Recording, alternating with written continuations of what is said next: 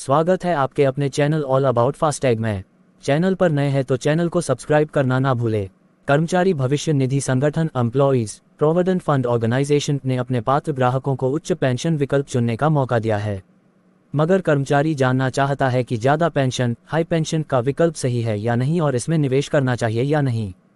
ये कर्मचारी पेंशन योजना एम्प्लॉय पेंशन स्कीम कर्मचारियों के लिए कितनी फ़ायदेमंद हो सकती है और इस विकल्प को चुनने पर उनकी सैलरी कितनी बढ़ने वाली है, जाने यहाँ सब कुछ।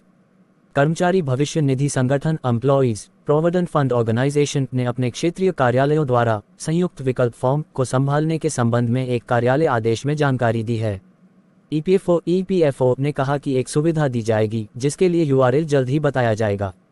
इसे प्राप्त करने के बाद क्षेत्रीय पीएफ आयुक्त व्यापक सार्वजनिक जानकारी के लिए नोटिस बोर्ड और बैनर के माध्यम से जानकारी देंगे। आदेश के मुताबिक प्रत्येक कर्मचारी पेंशन योजना एम्प्लॉय पेंशन स्कीम के आवेदन को पंजीकृत किया जाएगा। सबसे पहले आपको बता दें कि कुछ साल पहले तक कर्मचारी पेंशन योजना एम्प्लॉय पेंशन स्कीम का लाभ बहुत कम लोगों को मिलता था। पहले सिर्फ सरकारी कर्मचारी गवर्नमेंट एम्प्लॉय की इसका फ़ायदा उठा सकते थे। हालांकि बाद में सरकार ने इस योजना का विस्तार किया और निजी क्षेत्र में काम करने वाले लोगों को भी सामाजिक सुरक्षा का लाभ मिलना शुरू हो गया।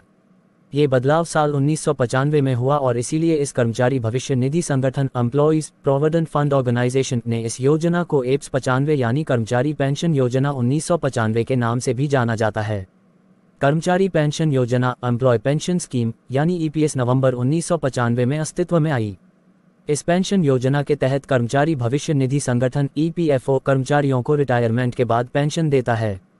जब ये योजना लागू की गई थी तब कर्मचारी अपने मूल वेतन का 12% ईपीएफओ में योगदान करता था, लेकिन फिर कर्मचारी पेंशन योजना एम्प्लॉय पेंशन स्कीम के नियमों में बदलाव किए गए। इस बदलाव के तहत कर्मचारी संगठन द्वारा ईपीएफओ में किए जाने वाले 12% योगदान को दो भागों 8.33% और 3.67% में बांट दिया गया। कर्मचारी पेंशन योजना एम्प्लॉय पेंशन स्कीम को अगस्त 2014 में ईपीएफओ ने एप्स के नियमों में एक बार फिर बदलाव किया, जिसके बाद पेंशन योग्य आय की सीमा 6,500 रुपये प्रति माह से बढ़ाकर 15,000 रुपये कर दी गई। इसके साथ ही कर्मचारियों को विकल्प दिया गया कि वे अपने वास्तविक मूल वेतन के अनुसार ईपीएस में योगदान कर सकते हैं। वहीं कर्मचारी भविष्य निधि संगठन एम्प्लॉइज प्रोविडेंट फंड ऑर्गेनाइजेशन में अगर कोई कर्मचारी इसके लिए आवेदन नहीं करता है तो उसके मूल वेतन से ईपीएस में योगदान 15,000 रुपये की अधिकतम सीमा के मुताबिक किया जाएगा। दोबारा मुलाकात होगी ऐसे ही किसी नए अपडेट के साथ।